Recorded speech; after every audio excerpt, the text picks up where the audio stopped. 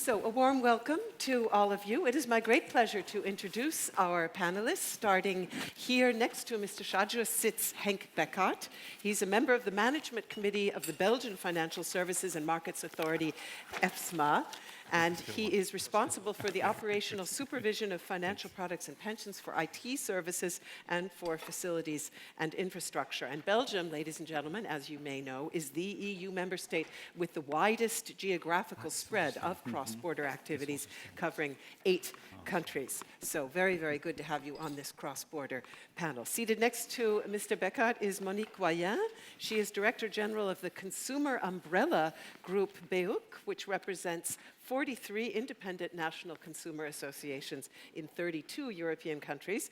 Strengthening supervision of financial services, including pensions and insurance, and preventing consumer discrimination is a key priority for BEUC. So great that you are with us as well, Monique. Next to Monique sits Philippe Poiget. He's Chief Executive Officer of the French Insurance Federation and Director of its Legal, Tax and Consumer Affairs Division. He's also a member of the Single Register of Intermediaries in Insurance, Banking and Finance organization, which he formerly chaired. Great that you're here, Monsieur Poiget. Next to him sits Kevin Thompson, who's CEO of the Industry Association Insurance Ireland, which represents 130 companies in the industry, including the vast majority of the country's domestic insurers and more than 80% of its international life insurance market. And Ireland, ladies and gentlemen, again, as you may know, has the largest number of cross-border institutions for occupational retirement provision in the EU. And finally, it is great to have with us, on behalf of our host EIOPA, Patrick Heutjes. He is head of the Oversight Department and previously headed the Dutch Central Bank's Unit for Supervision Statistics. So I would like to begin with a question to the audience, and it gets to the last point that was made by Mr. Shadjo, namely equal treatment. And here's the question, if we could get it on the screen. As a policyholder of an insurance contract or a pension beneficiary, is equal treatment across the European Union important to you? And your possible answers are yes, no, or I don't know. Please vote now.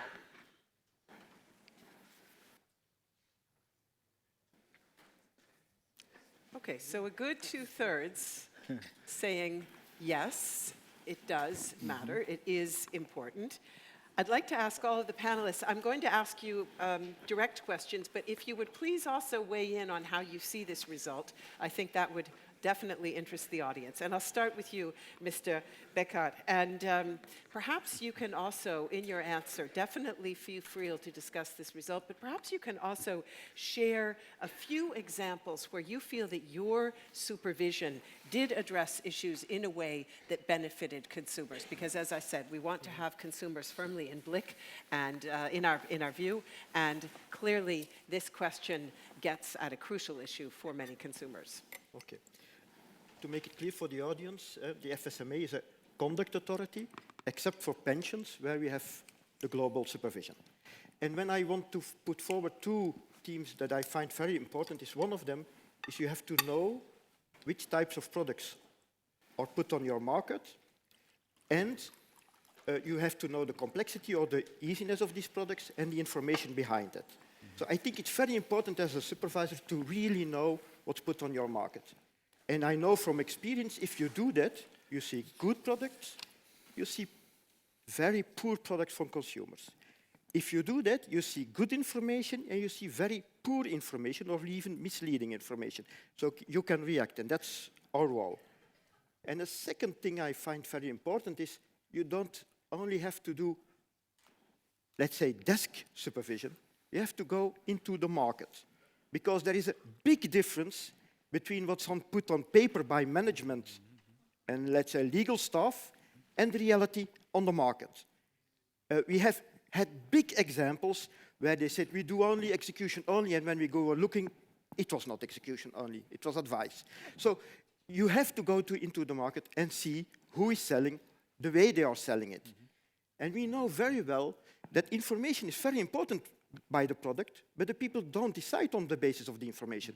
They decide on the context, the way the product is sold to you.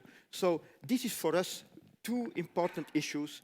Look at the information, understand your product, see that the information is clear, but also go on site and look how it's sold. And we go really low. We go to the agencies and the brokers and everywhere in the whole country. And perhaps just a quick reaction to the audience poll, if you would, because as I mentioned, in Belgium, cross-border definitely a very important part of the sector. And would you say, when you see that result, that that is something you're taking into consideration? It's clear that it's very important. So we are very big in, let's say, pan-European pension firms. We want that the beneficiaries of other countries are well protected. So we have to understand what are the risks in these countries and that the pension fund cover these risks on a well basis. And so we have lots of contacts with the other supervisors in the other countries to really understand what is the pension policy, because there's nothing so different than pension policies in each country. So this is really important for us. We have really to understand it. Philippe Roger, as mentioned there, and it was also underlined, of course, both by Mr. Chadjus and also by Gabriel in his opening remarks, cross-border business does involve both home and host supervisory authorities, and in theory, and hopefully in practice, requires enhanced cooperation between them in order to ensure that consumers do get that protection. So the question is it all working in practice? Oh, it's a great question. I believe that for French market, we believe absolutely in the single market. So it's very important to have the same protection in all Europe for all consumers. It's the first point, but it's very important. We have a several number of rules which are common, especially on prudential sector. So it's very important. Second, we have some kind perimeters of insurance contracts, especially, and we know this problem, in construction, which are very, very difficult because it's a special activity with rules, specific rules, especially with kind of provisions on long term. So it's very important that the companies which are involved in this kind of perimeter are very good in their country and the home country.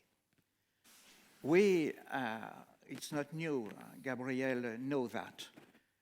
We have the first signal in 2013 on the French market, that there are some problems with foreign companies, especially from places which supervision at the national level was not enough strong.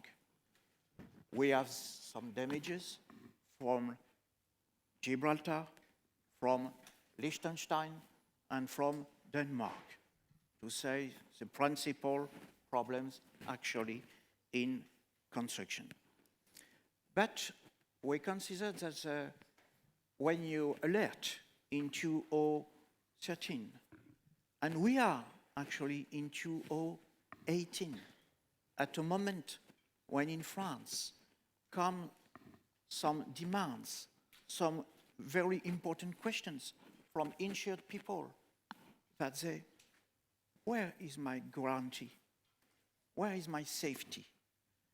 And we say, oh, it's very difficult to explain you, but the foreign insurer is not here in the national country, is in another country, in a foreign country. And the control of this foreign insurer belongs to not the national supervisor, but a foreign supervisor. And it becomes difficult to explain that to insured people. So, actually, we have an action with national supervisor, with European supervisor, Gabriel knows that, and we make some actions together to solve for the future, of course, not for the problems which are behind us, and we have to treat that. It's another difficulty. But for the future, it's very important to improve the cooperation between the national supervisors when there are some specific rules in each country which apply to national insurance contract, specifically in construction. It's very important to be sure that in these countries, the effort will be made by the national supervisor to have a comprehensive approach on long-term guarantees in this kind of insurance contract. It's important. Another very important point is the information. We think that all information has not been given to the insured people. The crucial role of intermediaries, specifically in this kind of insurance contract, where they are very important, like brokers.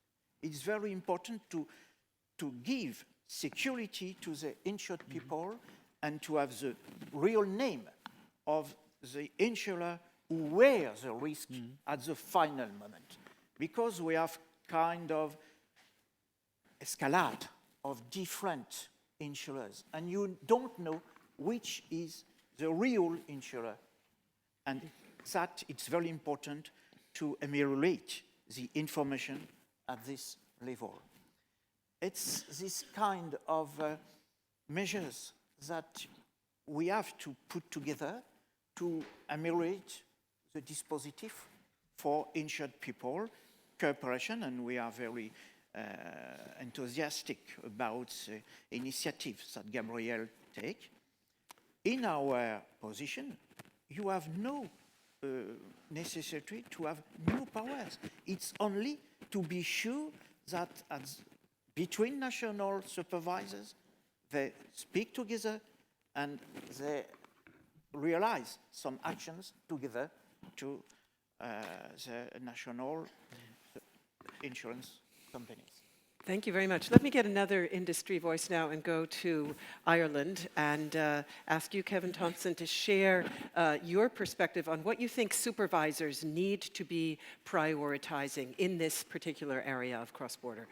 Thanks. Well, first, I'd just like to thank Gabrielle and the EIOPA team for having me here today. It's a pleasure. I think in terms of priorities for us, there's two simple priorities. One is in relation to standards and the other is in relation to cooperation.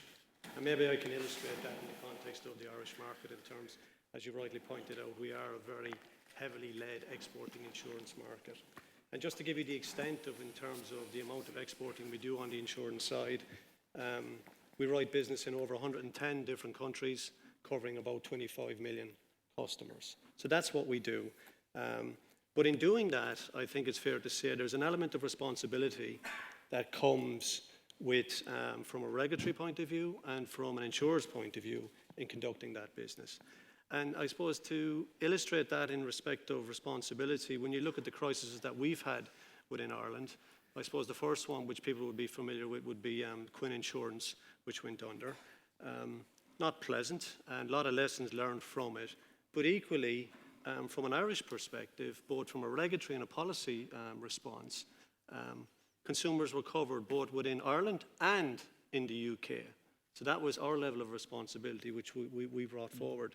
But equally then, when you see how our market was affected by, say, Setanta, which was a product provider passporting into Ireland, unfortunately, that same level of responsibility was not forthcoming, but at a regulatory stance and at a policy stance from that country. So when you actually bring it down and when you talk about the priorities, when you actually talk about standards, it is about harmonization of standards and it is about the raising of standards on a cross-border basis. We've seen the benefits of Solvency II and what that is bringing, and we look forward to the refinements in respect of Solvency II under the forthcoming reviews.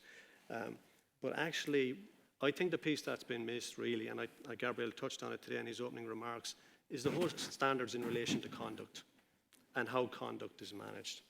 And that leads me on to my second priority in relation to cooperation. When I sit back and we look at it, and we look at the crisis that we have done, and I hear my other panelists' comments around the role of intermediaries in that. I sometimes wonder, was there enough dialogue between home and host? And when we talk about intermediaries in their market, if we're open and honest, the responsibility of the intermediary market is the host regulator. So you need a strong host regulator to be engaging with a home regulator to be able to deliver best outcomes for consumers. If we don't get that, I feel, if we don't move towards that between cooperation between the NCAs at home and host, I think there's an ongoing risk going forward for consumers. But I think we've got to be careful as well. We can't throw the baby out with the bathwater here. If we look at the internal market, if we look at freedom of services, freedom of establishment, it has been a huge success. It has provided product diversification for customers across Europe. It's allowed different companies to access different markets, and that can only be a positive thing. So I think the internal market, it's been a huge success. I think cross-border insurance has lent towards that success, but I think there's a few things we have to watch as we go forward. Just a quick question on that audience poll, Kevin, if you would. 67% saying equal treatment, as a policyholder, equal treatment is important to them. Would you say from the perspective of your industry in Ireland, companies would say, yeah, we get that, and we want to work toward that, or would it be yes, but? No, I think companies get that. I think people want a level playing field. I think a level playing field is good for consumers. It's good for competition. I think the difficulties occur is the rules of engagement. That's where the real debate happens. But of course, level playing field, consumer protection. It's from when I speak to our members, it's all about reputation. It is all about trust, and that's what's foremost on their minds. Thank you very much. So now let us go to our consumer voice on the panel, to Monique Goyen. And I'd start out by asking you how you think that supervisors can foster a change of culture in the firms they're supervising, promoting a more consumer-centric focus that gets at this issue that we see reflected in that audience poll result. Thank you. I'm delighted to be here. It is a pleasure to represent the consumer perspective at this panel. Before answering your question, can I just make a quick poll without the electronic device? We can do it if you're not too shy. How many consumer representatives are in this room? Raise your hand, please. Well, I would say... Monique? Me too. No, I mean, working in a consumer organization or the like, not in a consumer authority. I have seen 5. That might explain the outcome of the testing vote. In terms of percentages. Now, coming to your answer, I very much like this question.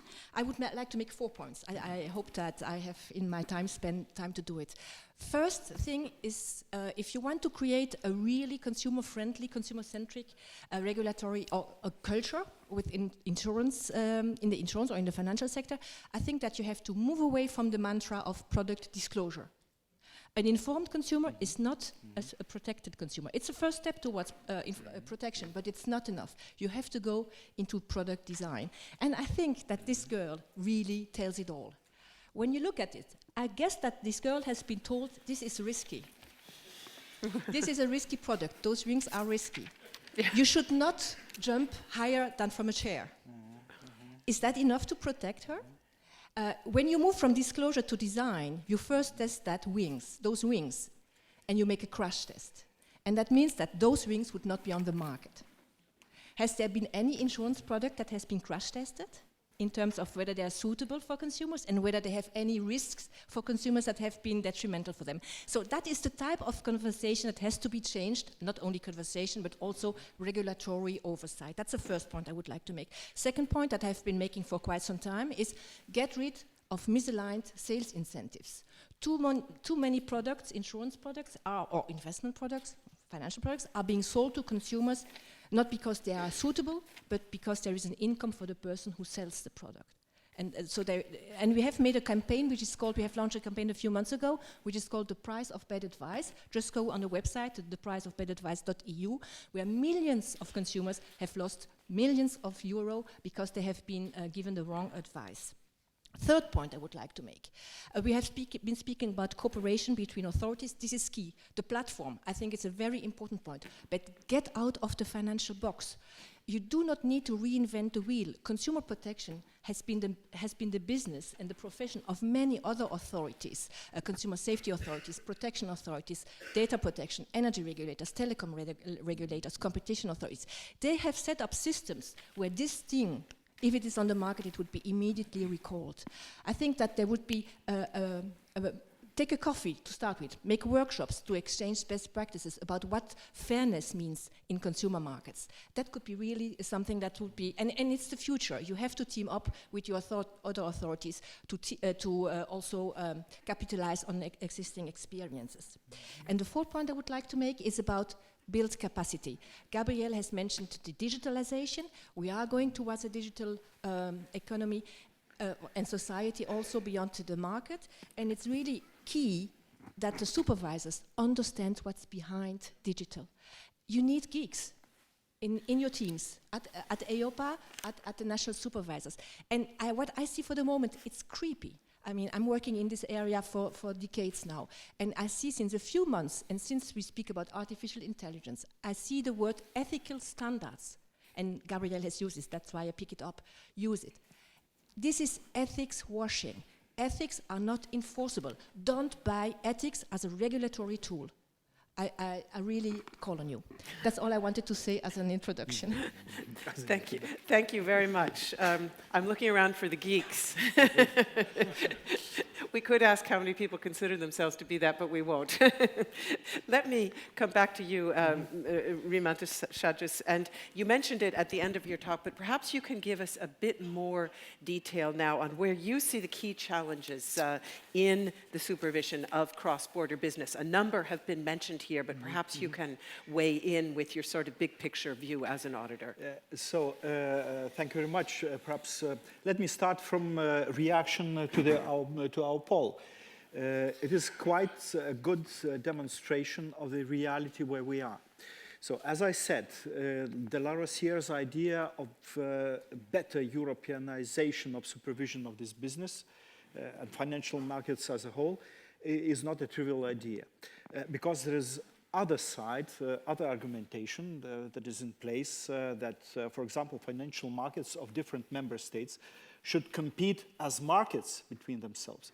And I think this somehow recalls what Henk has said. There are good products, bad products, of course, and then you look what are good, where these good products come from. And the first idea, let's work on behalf of the state, of the member state, that good products would come from our member state. So let's work on behalf of our people, of our national government, national institutions, our national consumer organizations, and let's not care at the first stage too much about the others. But what I can say, the auditors also checked this, whether really caring about your national market is productive in all cases, whether it could be a justifiable and stable position that could be defended. Our answer is not. So it is our recommendation to go towards better European integration. And this is one of the examples that we found. We didn't disclose the names of the companies and the concrete member states, but it was the case that several national competent authorities approached EIOPA. EIOPA was our DT. We scrutinized the activity of EIOPA as a centralized supervisor in this area in cooperation with national competent authorities, not going beyond that, not going to the businesses, to consumer organizations. So purely on this administrative scale, several competent authorities approached EIOPA about an insurance company that was doing cross-border business in their markets, but offering unusually low premiums and showing an evidence of very fast growth in those outside markets. As home supervisor chose not to focus its supervisory activities on cross-border business, perhaps the reason that in its legal regulations there was explicitly written that they should care about impact on national financial stability, not European, not wealth, not something. it did not regard the insurance company as a priority. So it was disregarded because it made a huge part, the largest part of its business outside. And after EIOPA's intervention, they checked, the home supervisors checked and found that the insurance company was not viable, was in this distressed financial position, and finally it was closed. Finally it was closed. So it was posing a risk to many, many, many people. Of course, not my compatriots, but should I care about that? I think I should. I think I should. But this is, again, a non-trivial idea. Supervision, especially in the cases of freedom of establishment and freedom of providing services, to our mind, to auditors' view, is a real problem because there are not right incentives for the actors there. You have national competent authorities that care more about their country, and they do not invest too much into the outside matters. And there is EIOPA that would have cared about that, but doesn't have enough competences, enough from human resources to real legal capacities. So this is what we recommend to look for. And I already mentioned, as I already mentioned, to my mind, this very timid regulation of EIOPA asking politely, please give us the information, this or that, on, say, detailed information on internal models. Please give us more files on that. And national competent authorities, they care about themselves. By legal regulation, they should provide EIOPA with information if this requirement is justified, properly justified. What is justified? Who is the judge of that? So I welcome very much the proposal of the Commission that was put on the table in September.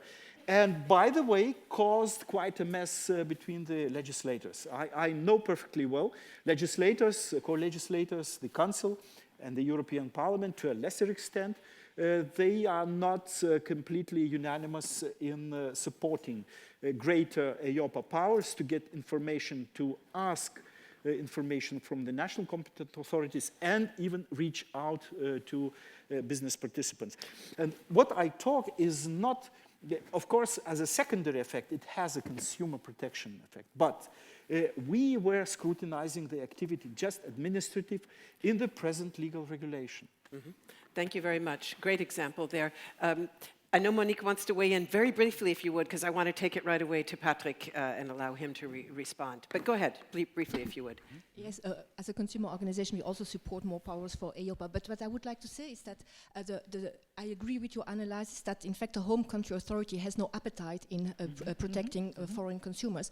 And in fact, it's the passporting system that is the problem. It's the home country authority that is sending out its companies. And we believe that it's a little bit disruptive, but the solution to that would be to replace the passport by a driver's license. You know, in a driver's license system, you have the home country authority who provides you with the right to drive, but if you do something wrong in the host country, it's the host country authority that fines you. And that's the approach in terms of consumer protection and conduct of business that might be the most, together with European central supervision powers, that could be a response in order to keep consumers safe.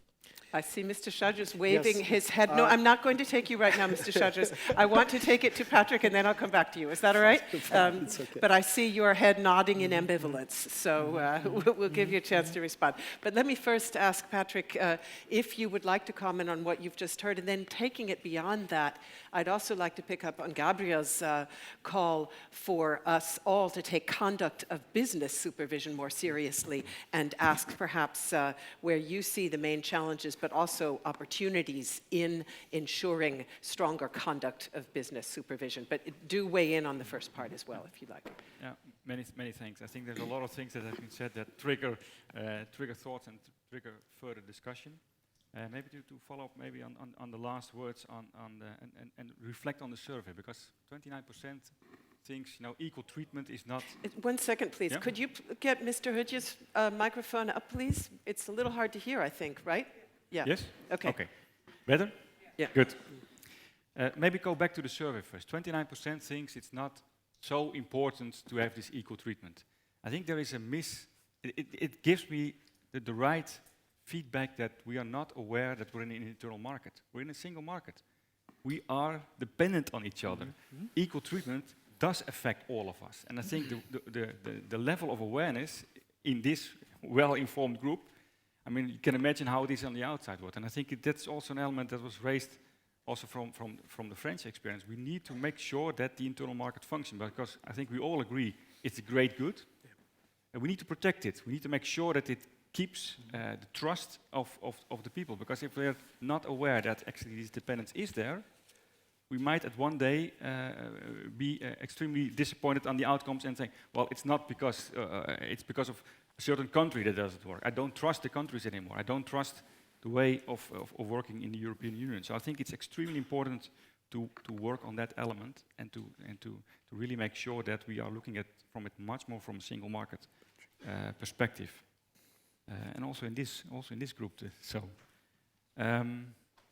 Maybe to come back on conduct challenges and opportunities on conduct supervision. I think one of the challenges that we have, I think we have put in place quite a number of good regulations. So I think the focus is there to improve also on the transparency. But I think where we have been lacking behind still a little bit is on the implementation side and on the enforcement side. So also the powers of the supervisor to intervene when it actually doesn't work out as it's intended. So there's a lot of focus on the policy side, but I think we forgot a little bit on the supervisory convergence and the supervisor having the right tools and powers to intervene.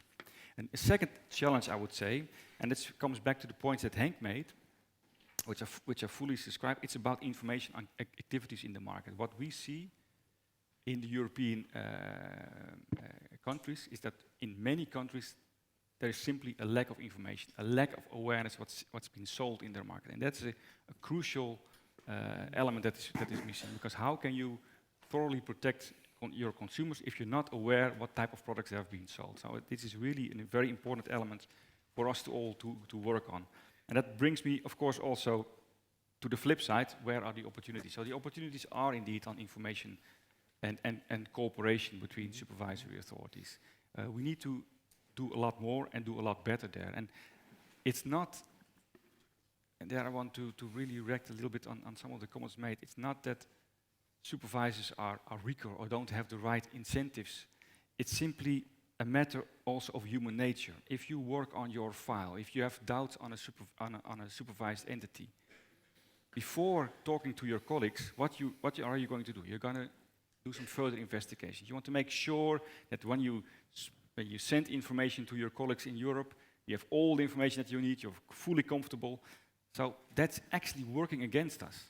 It's understandable from a human perspective, but it works against in the sense that information is too long at the national level. We don't share, even if we want, even if we are the most willing people to share the information. If you're responsible for your own territory, you want to make sure before you engage with your colleagues that you know you have the full picture.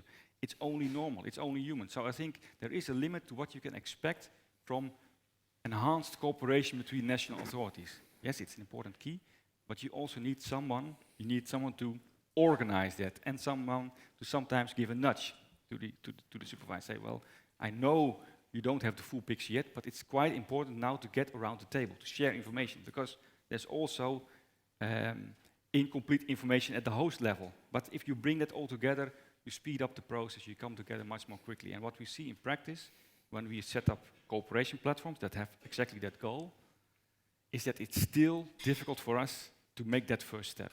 We still need to use a lot of negotiation, convincing. Please already start the work. Start it already this month. Don't wait another 2 months with further investigation. But there I really believe that we need to have these hooks in the regulation, and we don't, also in that element, we're not asking for a revolution of our regulation. We simply want a couple of tweaks that help us to cross these bridges, because I think there is willingness on both sides to work together. But sometimes you're really caught in, you could say, in your own national thinking, your own responsibilities and priorities, which are completely normal and completely human. So I think it's not about the good versus the bad. I think there's all people that are willing, but we need to make sure that we create the circumstances by which cooperation becomes much more easy. And I think there is also there an opportunity for us already in the current framework, and that's also what Gabriel already mentioned. Working on this framework for conduct supervision is really for us to also establish what is a common supervisory culture. How does it apply to conduct supervision? What are the expectations that we have in terms of what supervisors should do and should not do? So there we can already do a lot, and that's already where we have engaged with activities to help the supervisory community to learn from each other and to become better and stronger. Thank you very much. You want to weigh in? An extremely Yeah. short reaction. Please. An extremely, Patrick just reflected very much of what I was ready to say. But let me stress again that single market and freedom of services, freedom of providing services in any way, including financial services. These are legal requirements of the European law. And this is what auditors read and understand very literally. So any building of walls with any driver licenses valid only in some territories would go against. And to confirm the second part, the second idea of Patrick, very recently I saw with my eyes, again, audit evidence, I saw a report, a public report of a national supervisory authority, one national supervisory authority that said, okay, in this report we reflect data on insurance companies established and having subsidiaries in this country. We do not cover data on branches or freedom of services method provided insurance services. So, and this is an official disclaimer in official report, which really proves that we're still far, far, far from being at the point where we could have smooth functioning of the cooperation between national authorities. Thank you very much. I'll take Monique first, because I see her looking like she wants to, but I'm going to ask everybody for really brief responses, because I'm eager to get audience questions later on, and we have another poll for the audience. Go ahead. Just very quickly, a driver license is not a wall.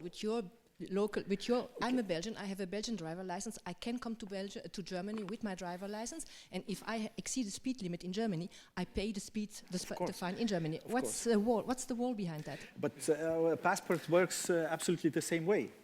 No. Should work, No, at least should theoretically should work It's the the same whole- way.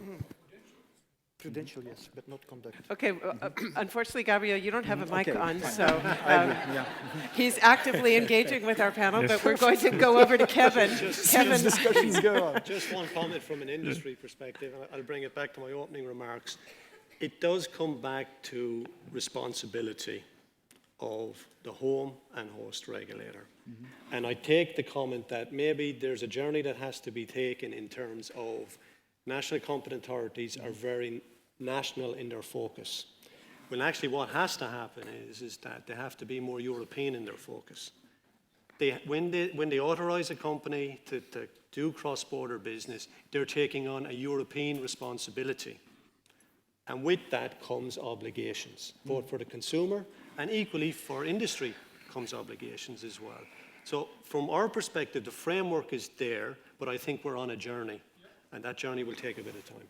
that, of course, has been a frequent feature of past discussions here in this room when we talk about supervisory culture. So let me now pose a second poll to the audience, and it picks up on exactly the issues we have just been discussing. And if we could get that up on the screen, the question relates to the fact that cross-border insurance in Europe is expanding, as we mentioned, and whether policyholders would in fact be better protected if European supervisors would work more closely. And your first answer is simple, yes. Secondly, you could say, no, that would just blur the lines of responsibility. So perhaps some of you see it that way. And number third, that might just create more bureaucracy. So please vote now. Okay, pretty strong yes there. Unexpectedly strong result. But yeah, possibly you were nudged in this direction, ladies and gentlemen. Possibly. We already persuaded them. But 14% do think it would create more bureaucracy. Let me go now to Henk Beckhardt to start. And ask you if you'd like to react to that, but also what supervisors should and should not do to make the internal market work for consumers. Well, I think we should try to cooperate more efficiently. And it's more than sufficient technical provisions. It's also on conduct. We see in Belgian market poor products which are cash cows for those who sell it and cash cows for insurance companies coming from outside of Belgium. So this is a real issue. But as a conduct authority, I'm not part of a college. So we have to create other ways of cooperating on that. It shouldn't always be a platform because sometimes it's a one-to-one discussion, but we should work more closely together to tackle these issues. And that's really important because the powers of a host authority are sometimes very limited. Of course, IDD will help us a little bit, but it's very important to cooperate together. And what I also wanted to mention is that home authorities sometimes have a more prudential reflex. So we should find the right persons in these authorities who would help also host authorities who think conduct. And that's something where we should try to work more closely and see the right persons to help us to achieve what are the goals. Do you have any concrete examples of that kind of cooperation where you feel it's been quite effective? Because you say not necessarily platforms. Are there other mechanisms that you've used where you would say this worked very well for us? So what we're trying to do when we see some poor outcomes of certain types of products is to contact the local authorities and try to explain them what is happening to help us to talk to the insurance company to change their policies. And so we saw some types of products coming out of our market after these discussions, which were very poor products. I won't give the exact concrete examples, but we saw that. Sometimes it works, but it's not working with each authority. That I have to mention also. There are some authorities who have the idea we are only protecting conduct-wise our local market and all the rest is... Thank you very much. Yeah. So let me go to Monique once again. And, you know, we saw that very clear result from the poll. But theoretically, a less interventionist approach on this subject might say we simply need to ensure policyholders are better informed about where the insurers are licensed and supervised so that they can then make decisions for themselves. This is quite theoretical and it doesn't at all resist the reality check. Consumers are not financial experts. Consumers cannot understand the passporting system. Consumers are very often even not aware that they are contracting with a company that is under service freedom and not established.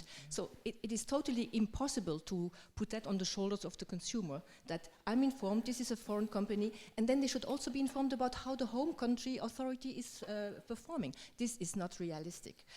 We really believe that it is important to have a better system, because we say level playing field, totally agree. We are also in favor of a capital markets union that is also going until the consumer at the end of the chain, but it must be a high level of consumer protection and not trying to find the spaces where there is supervisory arbitrage. There has been consumer detriment, like the Cypriot insurer that has gone bankrupt and that has sold 200,000 motor insurance contracts to Bulgarian consumers who have been left in the dark or in the cold, whatever. Thank you very much. Mr. Shadros, you acknowledged it in your input statement. We hear regular calls for convergence in supervision, but we clearly are not there yet. You also made that quite clear. Can you just give us a sense from your broader perspective on this issue, where you see the main problems, main potential damages if we do not achieve stronger convergence more quickly? Of course, this is just a very real, very simple issues that Monique just described. That people, in fact, they do not care about this very complicated system of supervision, which is multifaceted, 28 plus 1, well, in the future, 27 plus 1, with very complicated exchange of information. Consumers do not care about that. What would, to my mind, me as a consumer, what I would wish some assurance that there is a system that I don't know very much about, that functions perfectly well and Europe-wide, so that I will not be very scared to use foreign products that are present in my home market. That even I would not care where this product comes from, because I'm sure that there is a system, umbrella system, that supervises everything properly. If this is not the case, of course, consumer belief in the health of the system and also the health of the system itself could be damaged. And insurance system is one of the important parts of the financial market. 2/3 of annual GDP in written premium. It's something. It's or assets. Yeah, managed assets. It's managed assets. It's something. It's really something. But now coming to the first part of your idea, of course, we, the auditors, what we would wish that the system functions not on the basis of good relations between the authorities, which is something good, of course.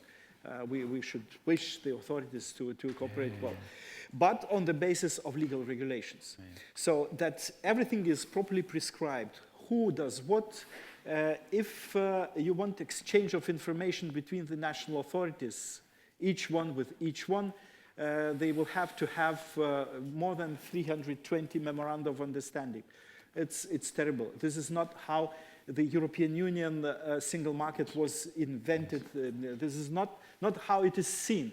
So this brings me to the idea that also was supported by our audit evidence, that there should be a central body that should be given the authority and powers to manage, to concentrate this information flow so as it is properly organized and nobody misses, there are no gaps. So information exchange and cooperation based on legal regulations, this is what we should try to reach. But I also understand this very clearly, very well shown, very frankly shown by the results of the polls in the audience, that this is not yet given. There are other views, and the only way is convergence between the views of 28 countries, 28 institutions should somehow converge in their seeing of the proper mechanism, how this mechanism should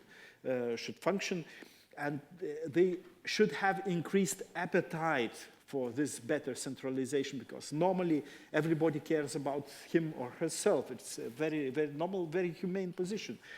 And this integration is something that we should raise the appetite for. And such kind of events and discussions and panels, I think, is a right step in that direction. Thank you very much. Philippe Roger, picking up on the discussion about what EIOPA, among other actors, can do to ensure stronger supervision and a stable, healthy market. Perhaps you can just say a word about cooperation platforms. The current draft proposal of the ESA does integrate such platforms into its regulation. What would be your take on that, and the take, of course, of those you represent?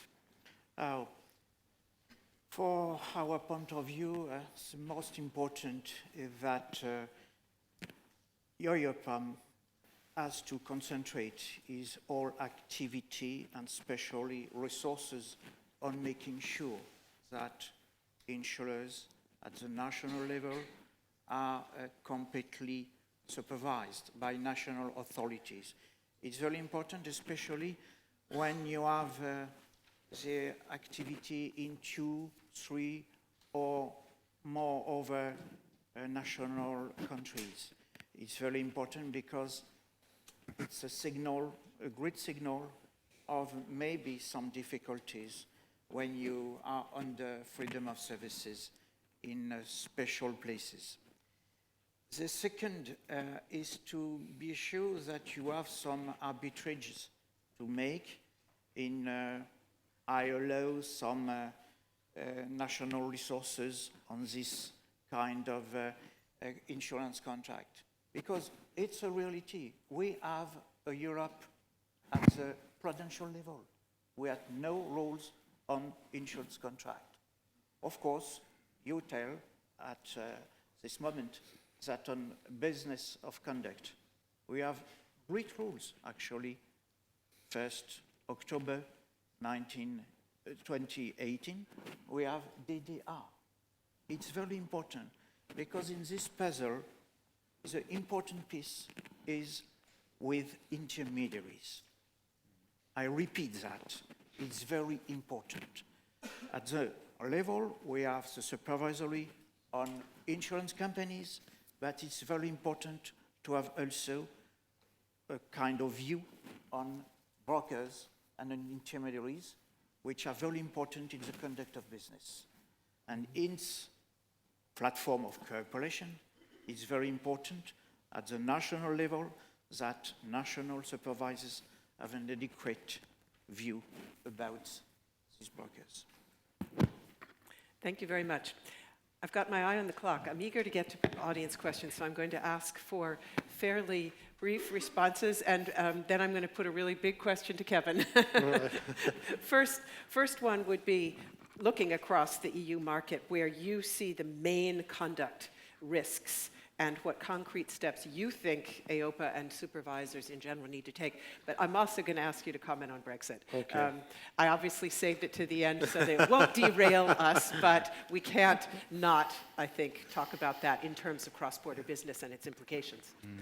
I suppose in answer to your first question, again, I come from the perspective of how successful the internal market has been.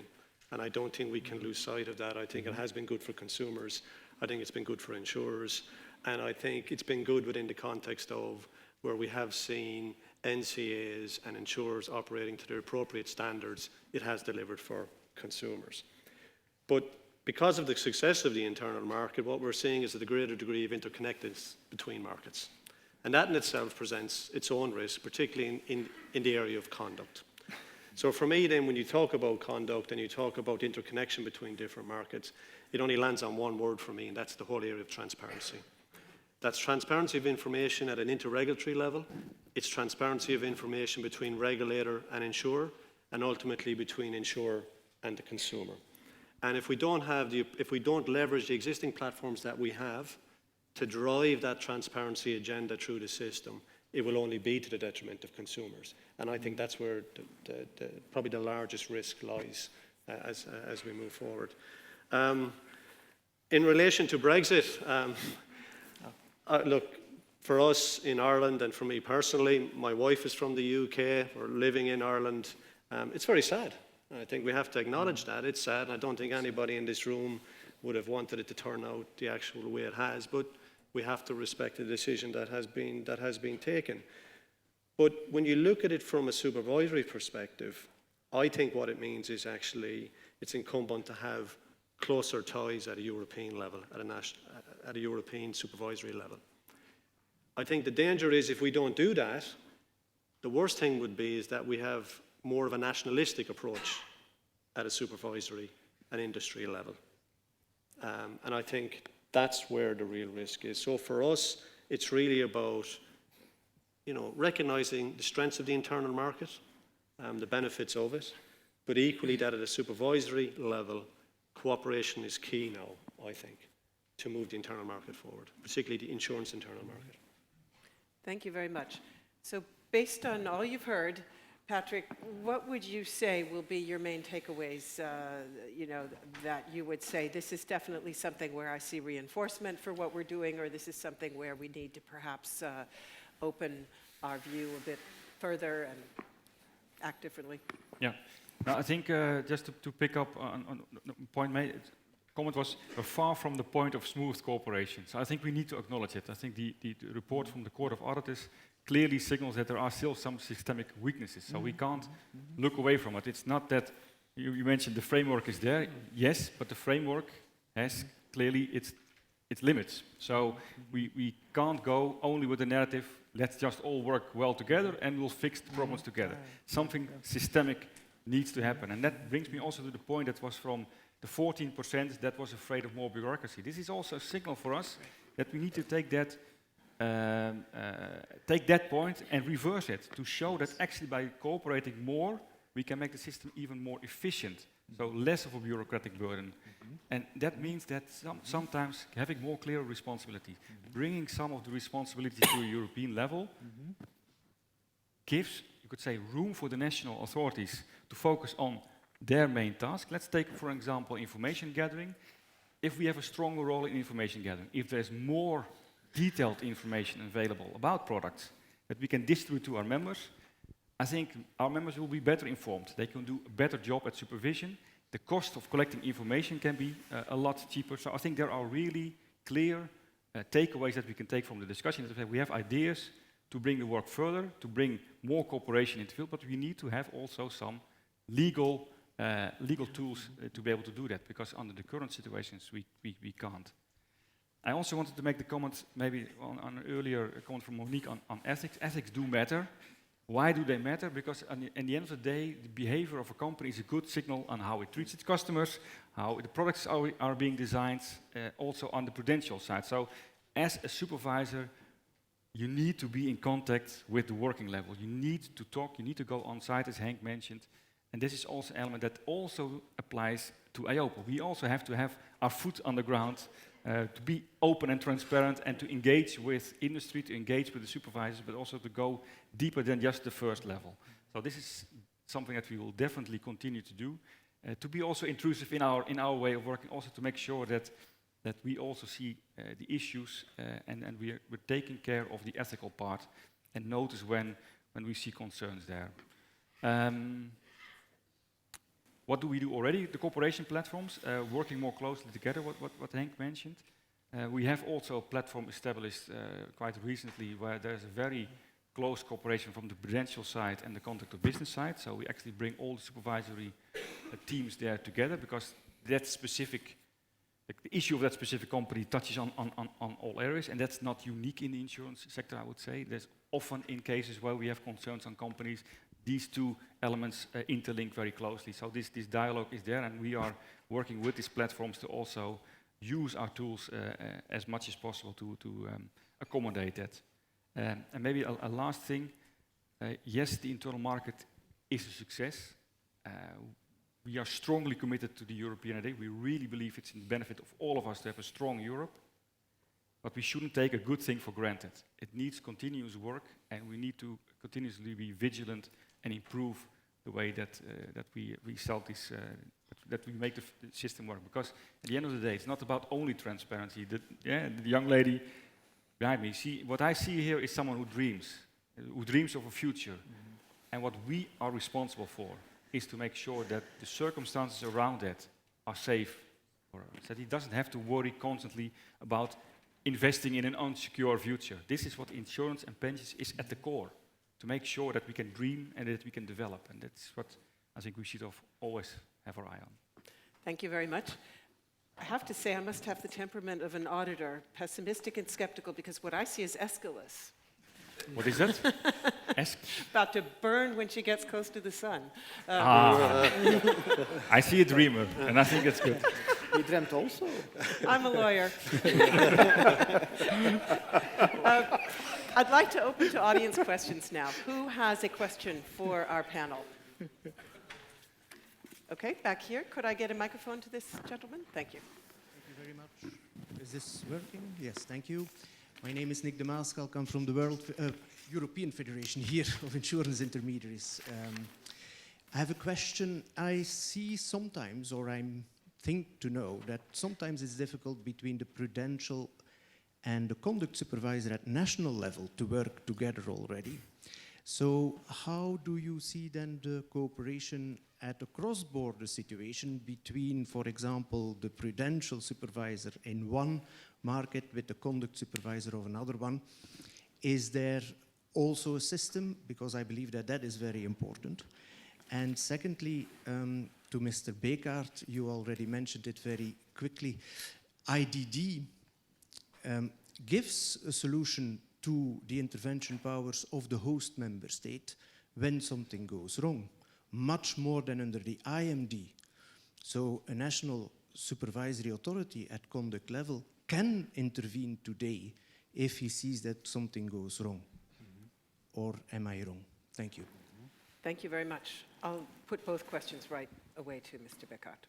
Well, on the last question, it's partially true, but in the freedom of providing services, sometimes the powers are still limited.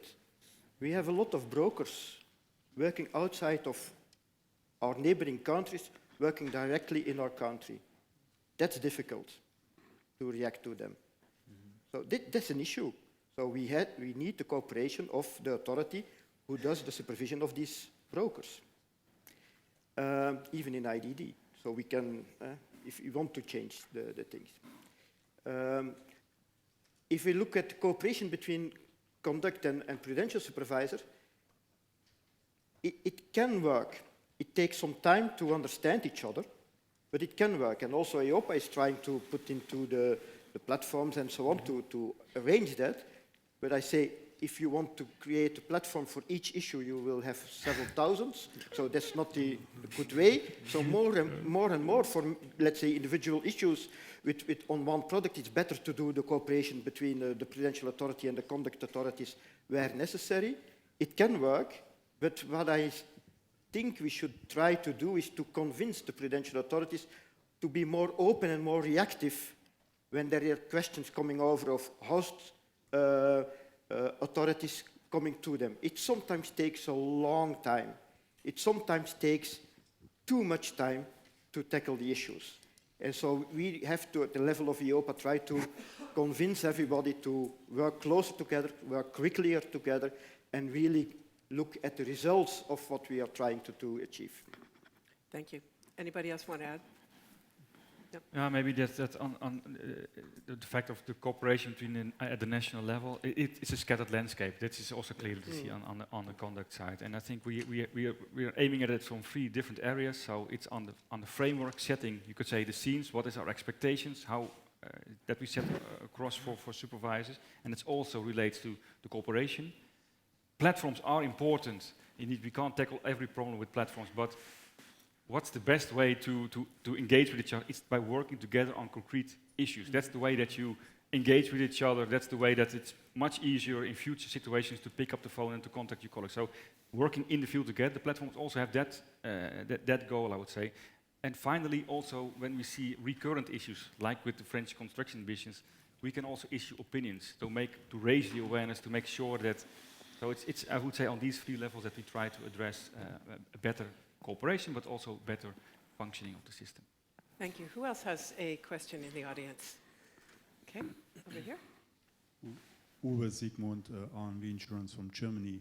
Just would like to know whether the final goal of the supervisory convergence is the insurance union, like the banking union, or something different? That's a good question.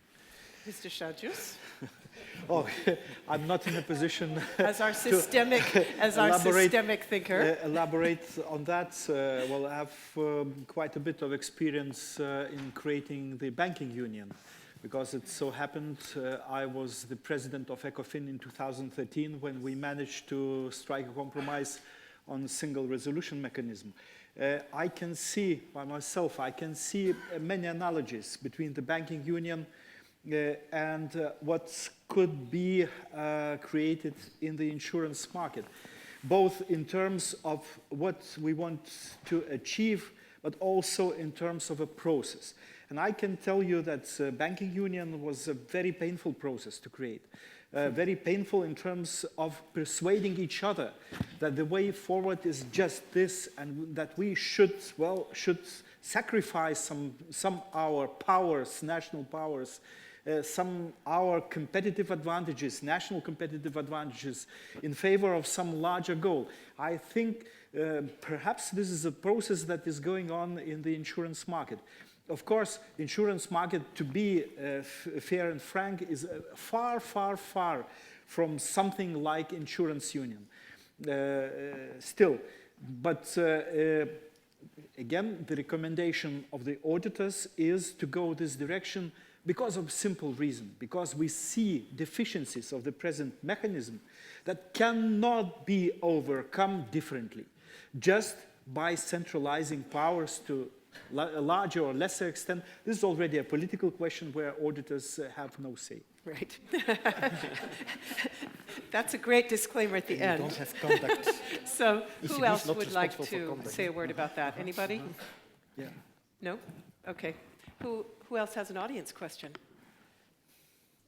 I know you're all dreaming of coffee, but let's take one more. Van Hulle, a former regulator. I'm interested to hear that some of the panel members are advocating further regulation. I would speak against that. Because actually, the internal market and the way the passporting system was designed is not that bad. But it is based on a close cooperation between home and host supervisor.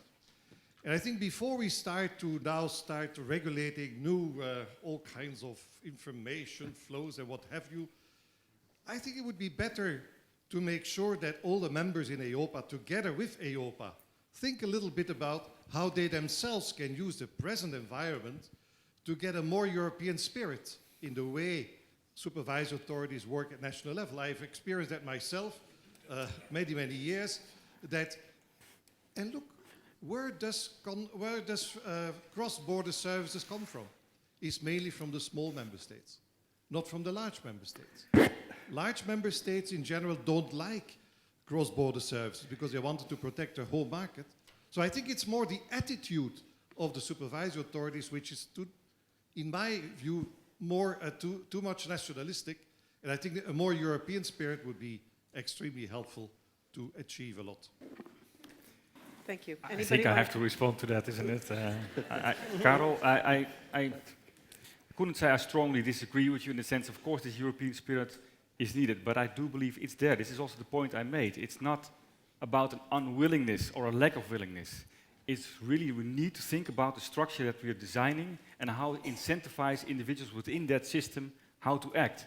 And there, I think we have clear deficiencies. And I'm very happy that you said impartial observer, impartial judge, like the European Court of Auditors, comes to a place, looks at the documents, looks at the way we are functioning and operating, and comes to that similar conclusion. So I think what we are doing in EIOPA is to take the role that we have extremely seriously. So we are here to make sure the internal market functions. It functions properly and effectively, that consumers are protected, and that there is a trust in the system.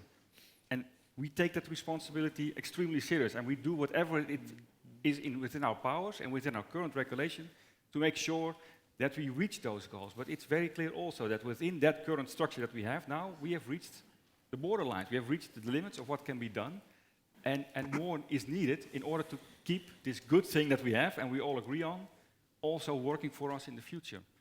So it's not about more or less regulation. It's not about more or less Europe. Let's not go into these black and white discussions. It's about looking at the real issues, and do we have tools in place to address these issues? Thank you very much. I think we will leave it right there and go to our coffee break. We are running a little bit late, so I think it won't be quite as long as on the schedule. Please listen for the gong, and I'm thinking maybe 20 minutes would be great if we can manage it. So see you back here then. Thanks. And let's give them a warm round of applause. Thank you so much.